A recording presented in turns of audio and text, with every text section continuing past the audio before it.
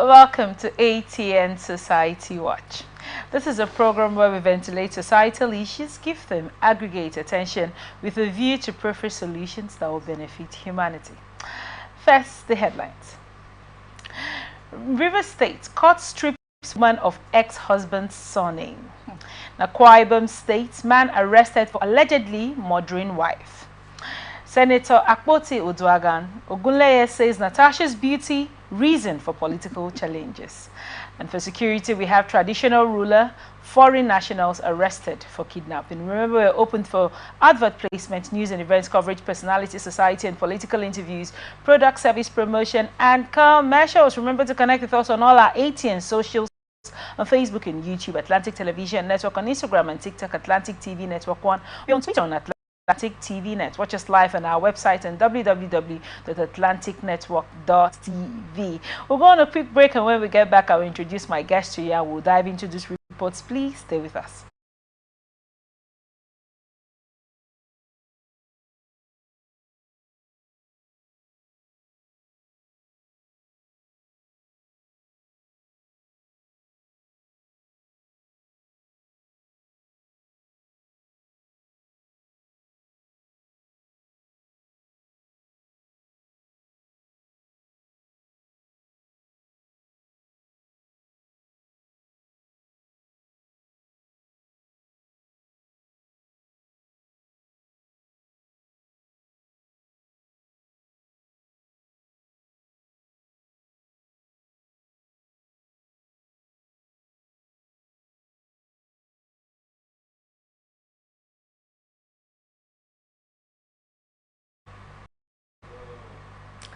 Welcome back, and thank you so much for staying with us. Here with me in the studio to dive into this critical discourse is Dr. Stella Chinyere Eyinda, lecturer, River State University, Department of Cinematography and Broadcast Studies. We are glad to have you join us, ma'am. Pleasure to be here too. You look amazing, by the way. Really. Thank you. We go right into it. Living in a society where identity is often tied to a name, what happens when that name is no longer yours to keep? This question took center stage at the customary court in Rumogba, River State, where a judge recently ruled that Mrs. Kate Ngbo must stop using her former husband's name 11 years after their divorce. The case filed under suit number OCC 9/2021 by Chief Sam Ngbo sought to prevent his ex-wife from continuing to bear his name without his permission. After hearing submissions from both legal counsels, E.O. Ehiri, Esquire for the claimant, and Aruyu Ngwere, Esquire for the defendant, the court ruled in favor of the claimant, effectively stripping Mrs. Kate Ngbo of the right to use the name Ngbo or Sam Ngbo. The court ruling was clear: the defendant must revert to her maiden name or any other name of her choice, excluding her former husband's name. This legal decision highlights the growing complexities surrounding identity after marriage, divorce, and the right to a name in contemporary society. While some view a name as a personal choice, others, like Chief Ngbo, see it as an extension of family heritage, one not to be shared after a marital split. As divorce cases continue to rise, disputes over names are becoming more frequent, raising questions about identity, autonomy, and legal boundaries long after relationships end. In this instance, the court has drawn a firm line: a name once shared can be reclaimed. The case also reflects a broader societal expectation that women adopt their husband's name after marriage and relinquish it after divorce. While many view this practice as a symbol of unity, others argue that it diminishes a woman's individual identity. As legal disputes over marital names become more common, the conversation around whether a woman's identity should remain linked to her marital status continues to evolve. What are your thoughts on this report, ma'am? Okay. As I listened, my mind went back like really far to late Tina Turner, one time music icon, married to Ike Turner.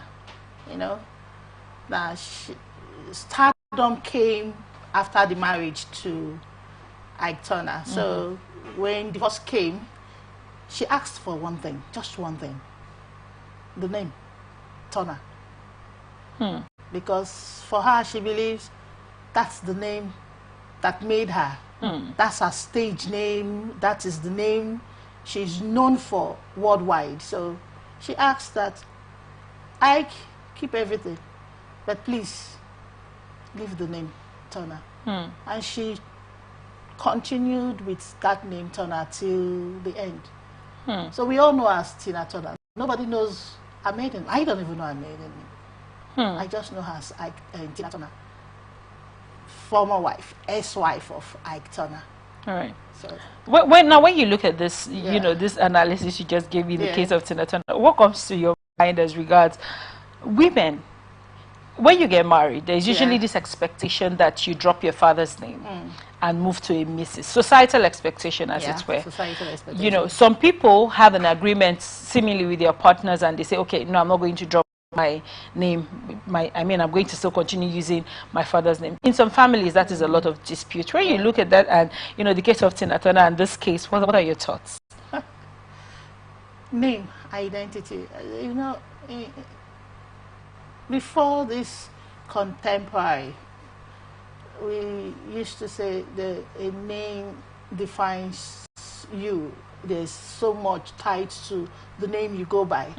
And being Africans and being Nigerians, you get married, you're expected to just change your name, everything, and you answer someone's name. But with the contemporary now, we do, I for one, my name is Stella, and my maiden name is Eze.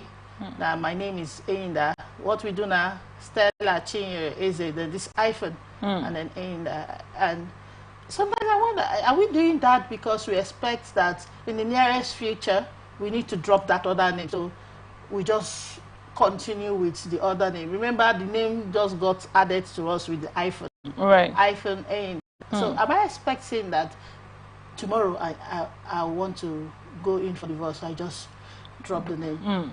I am African, I am Nigerian, for Christ's sake. I think I get married, I go by the name, the husband's name. Now, in the case of divorce, which nobody prays for, I don't pray for it because it's not healthy. Right. In the case of divorce, I really think you should drop the name. Now, for many people, I want to cite a case of someone, a young growing 23-year-old, or let's call it 22, someone that just, you know, it's just beginning life, you know, and they get married to a man, and, you know, at the event of the marriage, possibly they did not have enough funds to even go to the university. Now, pending the marriage, they decide, okay, let me go to the university, or let me write WAEC. Now, they start answering, let me say, the lady's maiden name, or the lady's maiden name, let's say her maiden name is Benjamin. Okay. Like me. And now she's now marrying, let's say, Mr. Joshua, for example. So she changes from Benjamin to Joshua. Now, Joshua becomes what she goes into the university with. Possibly writes WAEC. Go into the university with. Maybe finish the university and get a job. Stay with Joshua. With Joshua. Sadly, divorce hits at some point. And Joshua is taking her to court. I need you to drop my name, Joshua. What happens to all of those certificates? All the documents. Right. What happens to it at that point? And that is why we have the newspaper prints. That is why you need to go to the media. And you go, I, formerly known as Mrs. Otaria Joshua, now wishes to be known and addressed as Miss. Suddenly, it's no more Mrs. Miss Otaria Benjamin. Right. That's your maiden name. WAEC, take notice. JAM, take notice. So what happens then to personal branding? Now, we talked about Tina Turner. Yes. What happens now to personal branding? As regards, you know, people know you by a certain name. Remember, going back to the case you are using here, the, I think, what's the name of the lady that went? Mpo, Sam Mpo. Now, if she has established everywhere with that name. Just imagine she has a supermarket that is Mpo Limited. She needs to ask for permission. But the judge said the man doesn't want you anywhere around his name. If you also look at it, the man said without his consent, without his permission. If you ask for permission, you still go back to the judge that the man has granted you, the woman, the right to the name.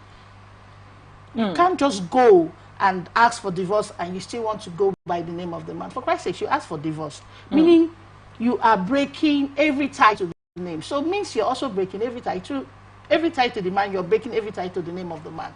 So, in your opinion, but if you know you are established, just like Tina Turner was, you need to ask for that name again. You need to ask for that name, the permission to go by that name. What if the marriage ended in a very sad way, in a very sad divorce, where communication is hard? Well, I'm very sorry. You need to change the name. You need to change the name of the rebrand yourself. Now, why I ask all of this is for a divorced woman, when you go to immigration, for example, and you want to revert to your maiden name, you're usually referred to Abuja. It's stressful. Why then is it necessary? Why then does society seemingly compel women to change their names after they get married? You do not live in an island. You are not living alone. There are certain constitutions surrounding everything you do. There are certain laws surrounding everything you do. So just like there are certain laws surrounding marriage, there are also laws surrounding divorce. There is no way you divorce from a man and you want to keep the man's name. So when you keep the man's name, are you still going by the title Mrs.? No. You're divorced from the man. Oh, some people say keep it. You keep the title Mrs. Okay, that means maybe the marriage ended on a good note. But if, like you asked or you said, that there was so much bad blood before the divorce, for Christ's sake, you need to drop the name and go back, revert completely to your maiden name. And that is Miss whatever. All right. You can't keep the name. So for the case of going back for visa, immigration, and going through all that stress, you've started the divorce process already, meaning you have documents backing everything, meaning you're ready to go through that stress of going to Abuja to resubmit your documents bearing the new name. You know, this resubmission document traces back to you changing your name. Yes. For many women, I feel the reason they do not want to change their name is because probably their children already have that name, so let's just keep it going and keep it moving. Because sometimes you want to go abroad and they tell you the name you're using on this thing is different from the one you can't get to be parents to the child you're like, traveling so, with. given all this conflicts, do you think this act or this submission by this man we can come to a common understanding. Should be a valid if you bring submission? the issue of the kids here, we can come to a common understanding. Because the man is father to the kids, for Christ's sake. I'm sure you don't want your kids to go through any stress, even with all the hatred in between. So you don't want your kids to go through all that stress. So I think if we should come to a common ground. Okay, keep the name for the sake of the kids. But what if you refuse it, like in this case? Well, what do I say? What do I know? Thank you so much for your insight on that report. Akwa Ibom State Police Command has arrested 42-year-old Victor Oko for the murder of his 38-year-old wife, Victoria Oko, at their residence in Oron local government area. This incident highlights the persistent and troubling issue of domestic violence, a trend previously noted in reports highlighting the high rate of such crimes within the Nigerian society. Command Public Relations Officer DSP Tim John stated that the arrest followed a distress call from concerned residents. Police operatives arrived at the scene around 5:20 a.m. and apprehended Oko, who was hiding in the ceiling. Investigations revealed he attacked his wife with a machete following allegations of infidelity. At about 5:20 hours, operatives of the command swiftly responded to a distress call from concerned residents. Upon arrival at the scene, officers discovered the mutilated body of the deceased lying outside the house she shared with her husband, John stated. Preliminary investigations revealed that the suspect had allegedly attacked his wife with a machete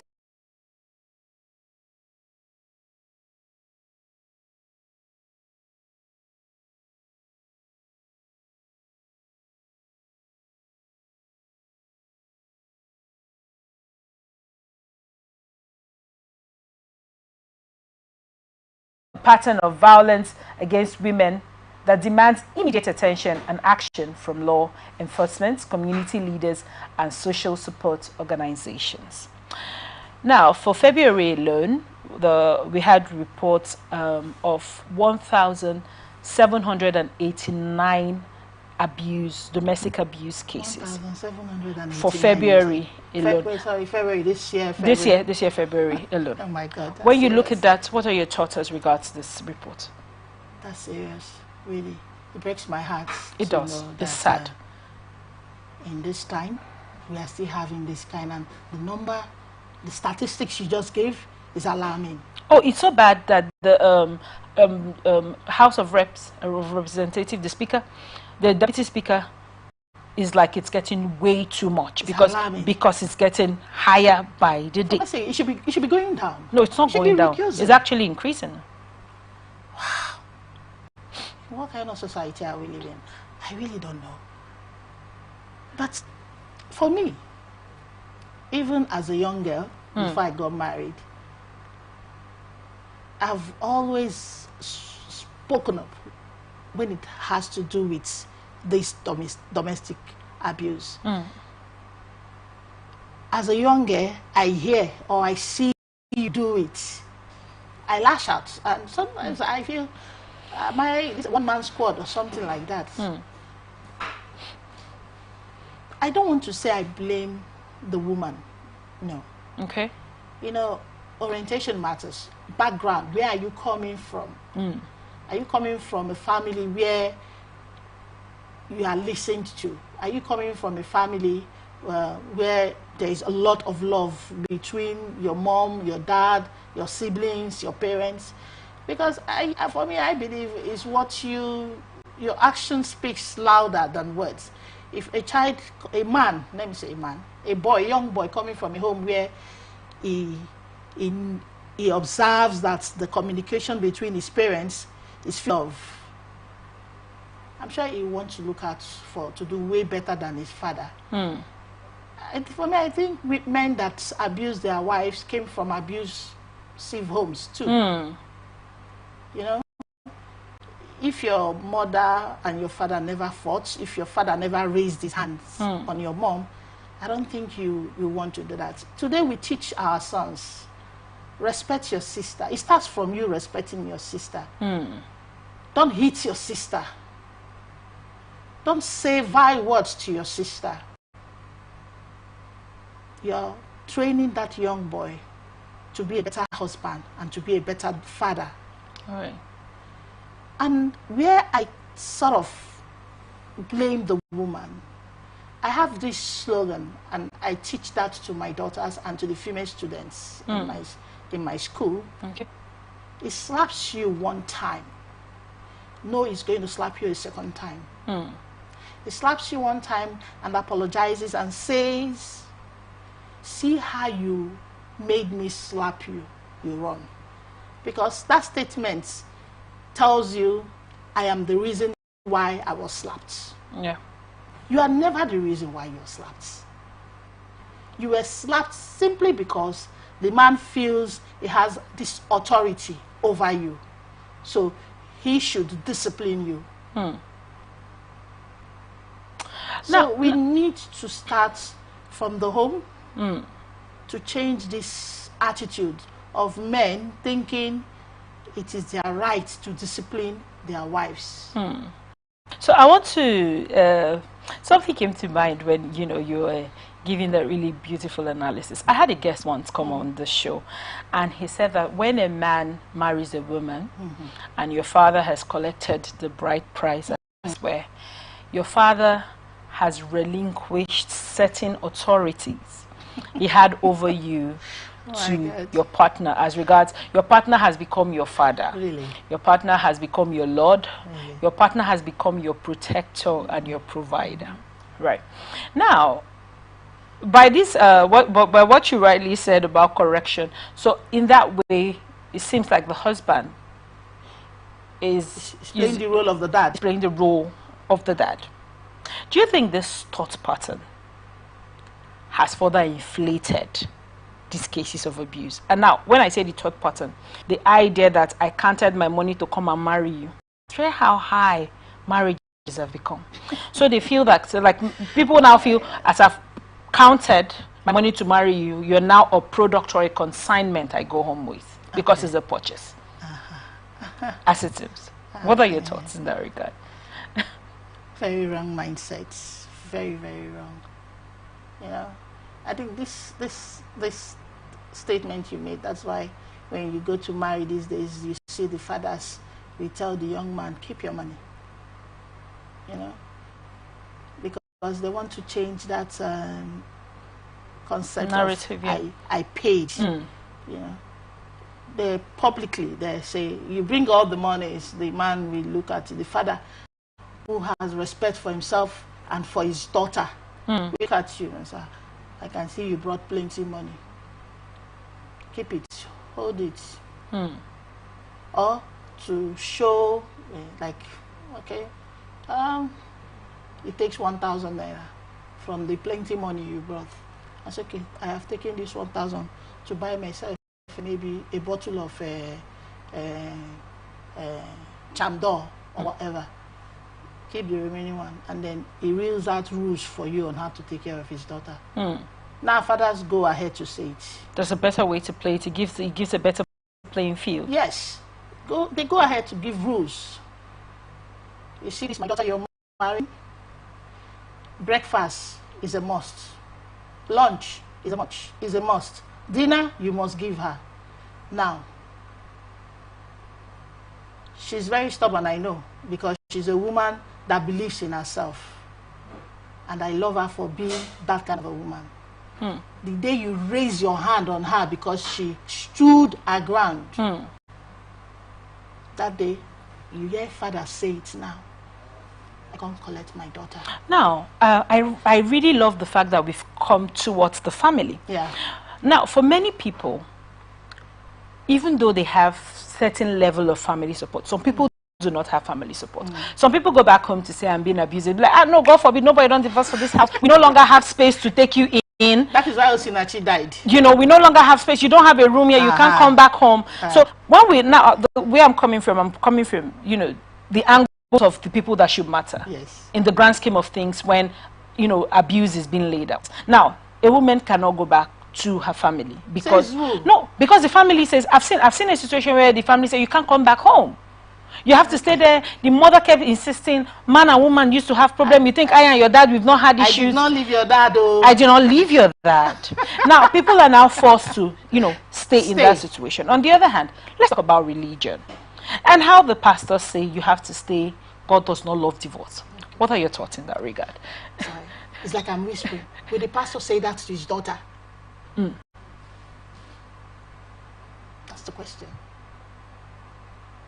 I am not in support of divorce. I am totally against it. I am also not in support. I can't even stand it that a man will raise his hands on his wife.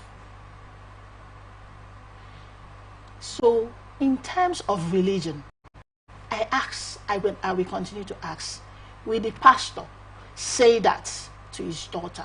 They go ahead to tell you, pray. Oh yes, pray. Bring it before the altar. Leave it at the altar. Have you seen the movie War Room? All right, here I have. Leave it at the altar. Leave it there. Leave it there. And every day you see the woman depressed, a shadow of herself, no smile, and you are telling that woman, leave it at the altar. Yes, leave it at the altar. I am an advocate for separation. I did not say what?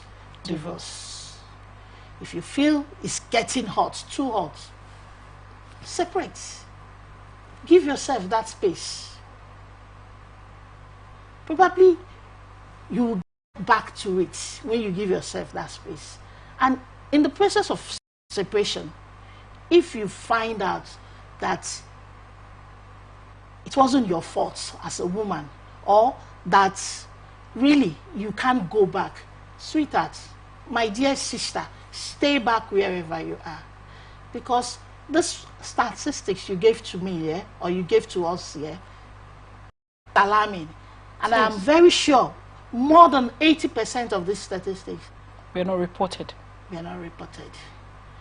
More than 80% we are told, manage, it will change. I know that, yes, sometimes the man is pushed to the wall. You know, when a woman is angry, they say she's crazy. But when the man is angry, they say the man was pushed to the wall. So let me borrow that analogy. The man gets angry and gets pushed to the wall, and that is why he raised his hand. There is no excuse. There's no way you will tell me you can give any excuse to why a man will raise his hand on his wife. It is not acceptable. Very well then. I want to get your thoughts as regards. You know, you rightly said there is no reason. Being that you're married yourself, what are the best ways to resolve conflict in marriages? Because they must arise as people come from different backgrounds. It does, sweetheart. It does. Mostly when I already have my opinion on certain issues as let me say, as knowledgeable, I think, as I am knowledgeable. You know, we have every level of knowledge. Yes. And sometimes it's too much knowledge that gives rise to this kind of conflicts. Now, if you've been trained properly, like I have been trained, I say it boldly, I've been trained, and I'm married to a man who was brought up well, trained well, and was told never to raise his hands on a woman. So when issues like that come up, that I have seen in some homes to result to this, when we have those kind of issues, he simply just his khaki and walks away. And by the time he's coming back, he's calm. By the time he's coming back, I am what? I am calm. And then we talk about it like people who love themselves enough to want to get married. I'm not saying mature. I'm saying people who love themselves. We just talk about it, and that's all. So issues will always come up. So if in a week you have issues that are that could make you want to scream, will you beat your wife up all 7 days in a week? That's my question. So if you can handle day 1 issue, means you can also handle the day 2, day 3, up to day 7 issue. Why do you think people always have issues like this? If they are going to be having issues daily, then what then is the joy of being in a consummate marital relationship? Sometimes I feel some persons, we are not supposed to come together. You know, if the reason why you're getting married to the woman is because she's pretty, and then she goes through childbirth, and suddenly you are not seeing that beauty anymore. If that's your reason, means you don't know why you got married. So you think people marry because of societal, pleasures and pressure? Societal pleasure. Okay, yeah, my sister got married to a millionaire. I'm going to get married to a millionaire. If you don't find your balance before marriage, I don't think you find it in marriage. Thank you so much for that. One last question on this report before we go. Do you think law enforcement and policies are doing well with these cases? Because now there's usually, back in the day when we're growing up, I'm not saying that this deserves that sort of punishment as it were, but when I was growing up, I grew up in a place where there was a beach. Sometimes I think little I've heard when they said they're going to, people are being killed in that place as in the police and all that. After their judgment, they've been sentenced to death, and they take people to that place and firing squad. Just the open area, and most times some of them are criminals, core criminals, and that usually acted as a deterrent. My dad would remind my brothers then, I don't want to see you guys outside. You see those bad guys that they killed, So it's like a point of reference, right? Now, do you think that the punishment given to people that commit these crimes as regards domestic violence, we always say is a domestic issue. Do you think that, rather makes it more prominent? Because people are like, they will eventually say it's a domestic issue. I've hardly seen a report of someone actually serving jail term for abuse. Do you think if that is in place, it's going to act as a deterrent to people that are going forward to, in this case, kill their partners? Are you asking if capital punishment is in place? Is that what you're asking? I'm not even thinking of capital punishment. Now, I'm thinking about if the woman does not die, there's hardly any case. Hardly any case. Really wrong. If it's domestic scuffle, They beat me up, so I'm tired, so I take you to court. The whole case will point towards they are trying to divorce each other more than there was actually an abuse. That is why this is ended. The abuse factor is usually removed from the case, as it were. Now, when you look at this, why is it that if somebody does not die, there is no case? And I don't think this man was beating this woman because he wanted to kill her, but be picking up a machete. I mean, I'm not sure what his thoughts were. I think our lawmakers need to really sit down and look at these issues very well. And bills should be proposed in the House of Assembly, National Assembly, all the assemblies that will protect us, really, because the woman doesn't have to die before punishment is given. The woman doesn't have to die before you say, okay, we'll sentence this man to jail. No. There should be punitive measures for constant abuse. There should be punitive measures. But we live in a society where... But when you say constant abuse, what do you mean? Does it have to be a repeated offender? The truth is, the first time the woman is abused, it's not reported. And I want you to know that women are also guilty of killing their husbands in recent times. I know of I know of one who is still in jail. She's still in jail, in university. I know of one. So when I say constant, no report is made when the man does it the first time, because the man will say, sorry, a mistake. I didn't know when I raised my hand. I got so angry, so I didn't know when I raised my hand. And people are there to defend the man. Oh, this man is so calm. He can't that kind of a thing. So the woman does not report it. So when I say constant, so for a woman that have accepted or agreed to stay after she was beaten the first time, she excuses the first time. She gives excuse like, I caused it. My bad mouth made him slap me. My bad mouth made him hit me. And then he does it the second time. She still won't report. It's maybe it has happened 1, 2, 3, maybe 4 times. That's why I use the word constant. That is when she makes a report. Now she reports to our Nigerian police. There, whosoever is there at that counter will say, Oga, madam, I no go settle na matter for house.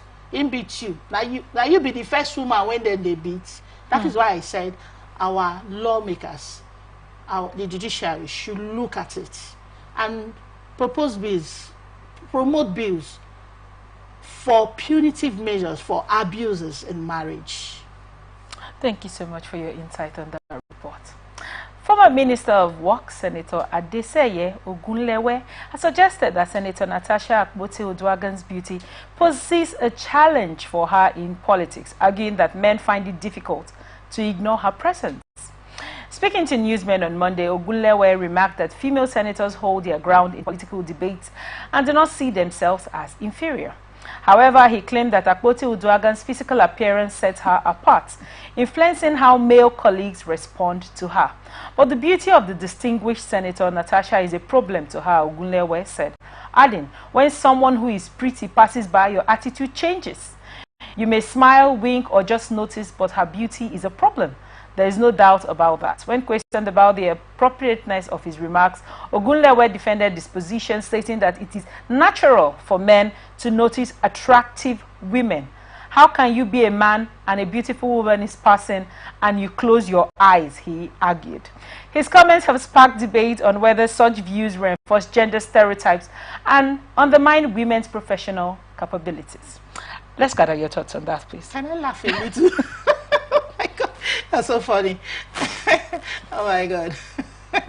Now this is what her beauty is the problem. Yes, for her political career. Really. And as a former what?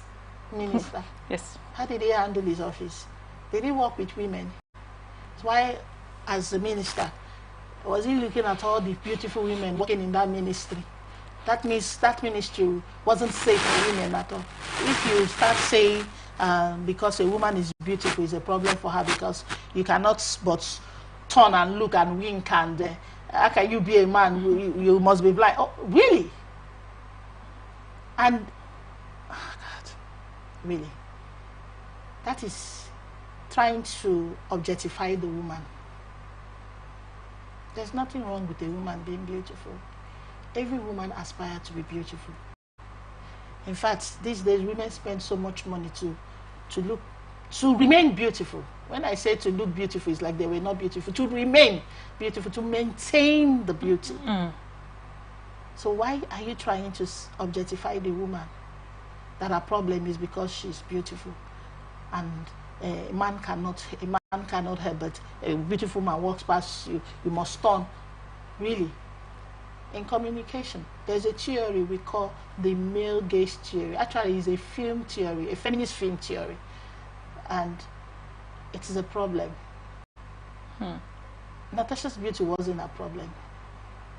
Even amongst us, in organizations, in government, there, you aspire and you become something great. They say, now because she's fine, she don't use that beauty, they get that thing. It's so wrong when people make such statements, such assumption that a woman got to her place because she's beautiful. That's so wrong. So are we saying men that become something great because they are, what's the word we use? Some? Does it split the same way across the divide? That's the question. So because a man is very cute, I will stop, turn and wink and say it's a problem for him. That is a very wrong statement. And I expect women to go after this minister for that statement. We should go and look at the time he was a minister, the number of women that worked with him. I don't believe any woman is not fine. Every woman is beautiful in their own way. All right. There are some that their beauty is right there in the brain, that when they talk, you just want to keep quiet and listen. You are like in awe of whatever is coming out of their mouth. And there are some that physically, that is all they have. So him trying to objectify Natasha, to say she's a beautiful thing to look at, and that is why she is having this problem she's having, is a very wrong statement. And coming from an elder statesman, is appalling. Now, thank you so much, Ma. When you, were telling us your view of this report, I want to find out your thoughts as regards the Senate president has come to say there was no sexual assault on Natasha. He's been close to the family for so many years and all of that. Now, when the minister says Natasha is beautiful, it creates some form of conflict, given that the man said no. But why is that then her beauty a problem in the grand scheme of all of this? Is he saying that Akpabio did it? Do you think that is what he's trying to recommend? Well, we should be careful when we make certain infractions with regards to what is happening, maybe the minister thought it was being funny, but if we really decide to dig deep into what he's saying we should not blame the Senate president. Natasha is a beautiful woman, and no sane man can stay without making an approach. Thank you so much for your insight on that report. Thank you. Concerns over rising organized crime continue to escalate as law enforcement agencies crack down on high-profile kidnapping and armed robbery syndicates across the country. Recent arrests from Imo to Lagos State reveal an alarming trend of criminal networks operating within local communities and extending beyond national borders. In Imo State, the traditional ruler of Uba community in Awara or Hajiegbe local government area, Eze Andrew Ekwegbua, was arrested for allegedly orchestrating kidnapping and armed robbery activities within and outside his domain. His arrest has sent shockwaves through the community, which came as part of a larger operation by the Imo State Police Command to dismantle criminal syndicates operating in the region. Paraded alongside other suspected kidnappers, including a native doctor believed to provide spiritual protection for the group, Eze Okwebuna's alleged involvement highlights a disturbing pattern where individuals in position of authority are implicated in criminal enterprises. The Imo State Police Command has intensified its investigation, vowing to prosecute all those involved and restore public trust in traditional institutions. Community leaders and residents have equally expressed outrage and disappointment over the development. It is disheartening to see someone meant to protect the community become a threat instead, said a local youth leader who spoke on the anonymity. This betrayal weakens our trust in the traditional leadership system. Similarly, operatives of the Lagos State Police Command arrested 2 Pakistani nationals, Romango, 19, and Aftab Ahmad, 28, for allegedly kidnapping a fellow Pakistani for ransom. The suspects, along with 5 accomplices who remain at large, lured the victim from Kano to Lagos under the guise of offering him a job as a chef. After receiving a distress call, police rescued the victim and apprehended the suspects. This case underscores the growing sophistication of criminal networks and raises concerns about community safety, the abuse of trusted positions, and the increasing presence of international criminal elements in local crimes. What are your thoughts on this report? Kidnapping. Kidnapping. Imo State governor should learn from what Soludo is doing in Anambra State. And naming the traditional stew, or joining the traditional stew with issues of kidnapping, means something is really wrong with all levels of leadership. You know, before all these governments getting into appointing traditional rulers and the rest, when we did the history of Nigerian mass media, level 100 students, when we were told of how traditional rulers came about before the advent of Christianity. Right. When we believed in the gods, in Igbo land we say Amadioha. Before one climbs on the stool of being a traditional, or sits on the stool of being a traditional ruler, you must have gone through a lot of spiritual what have you there. It begs me to ask this question: should we go back to that system where they say you must be pure, your hands must be clean, and all of them before you are proclaimed the traditional ruler of any community? Should we? It begs the question: should we go back? Really, because when you start hearing such news that a traditional ruler is the one orchestrating kidnapping, you now ask yourself, which community, which people do you belong to? Because if that traditional ruler is from my community, that means I'm not going back to that community anymore. Because the traditional ruler, it's in charge of my security in that community. It's meant to be taxed with it. Just like we say President Tinubu is the Chief Security Officer of the Federal Republic of Nigeria. Every traditional ruler is the Chief Security Officer of that community. And now you are being tied to kidnapping. Means no soul is saved in that place. And one thing about kidnapping, I will always say it anywhere. Kidnapping is always successful because there is an insider. If any member of a family is kidnapped, I expect the police to start interrogation within the family. It is from there you will get clue to whosoever or whatsoever entity kidnapped that person. So for a traditional ruler to be involved, or allegedly to be... He was paraded, actually. Okay, he was even paraded. He was paraded. There's no more allegedly. That means he is. Means the people of that community, they are not safe. So how did he even become? How did he get to that stool?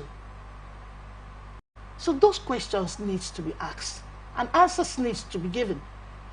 We need to know, or probably change the modalities of electing or appointing a traditional ruler. If a traditional ruler is the one orchestrating kidnap, means probably he was doing it before he got to that stool. So we need to investigate all these characters before we make anyone, even in our government. Before one person comes to say, I want to be local government chairman, I want to be councillor, I think that person's life has to be scrutinized. Now, I want to know why the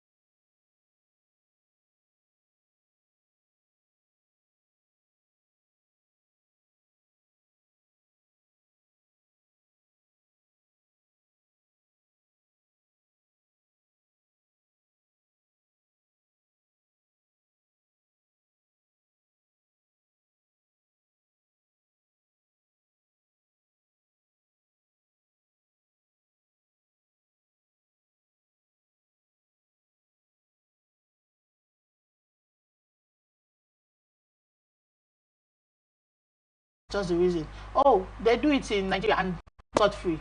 Let's try there. We have not fixed our own.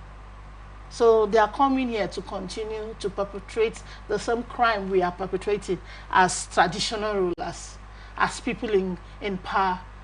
So they are coming to take their own part of the cake too. If a Nigerian can, if a traditional ruler can do it, okay, means there's no law and order in that place. Let's go and try it. And again, I say it is because of the glorification of wealth. That's it. So what do you think can be done to fix this problem? We'll go back to the government. I can't say fund our police or fund Nigerian police. No, I think we've heard too much of funding Nigerian police too much. I think we need to have a reorientation of the entire system itself. The Nigerian police force, in fact, all of them. We should have a reorientation. We should have a retraining of all our armsmen. They seem to have forgotten why they are there.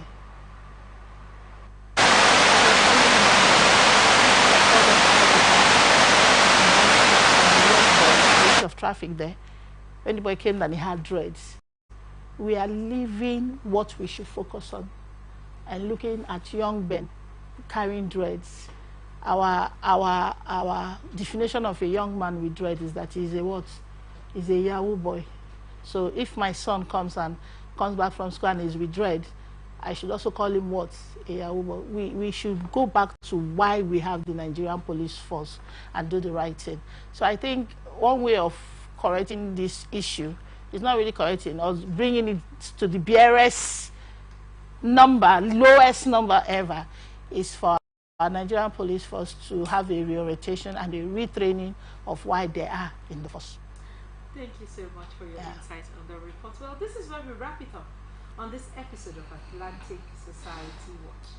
Thank you so much, Ma. Thank you, Otaria. Thank you for inviting me. Thank you. Remember, we are open for advert placement, news and events coverage, personality, society and political interviews, product service promotions, and commercials. Remember to connect with us on all our ATN socials on Facebook and YouTube, Atlantic Television Network, on Instagram and TikTok, Atlantic TV Network, on Twitter, Atlantic TV Net. Watch us live on our website on www.atlanticnetwork.tv. Remember that peace and unity are the pathways to progress. Thank you so much for watching. I am Otaria Benjamin. Please stay with us.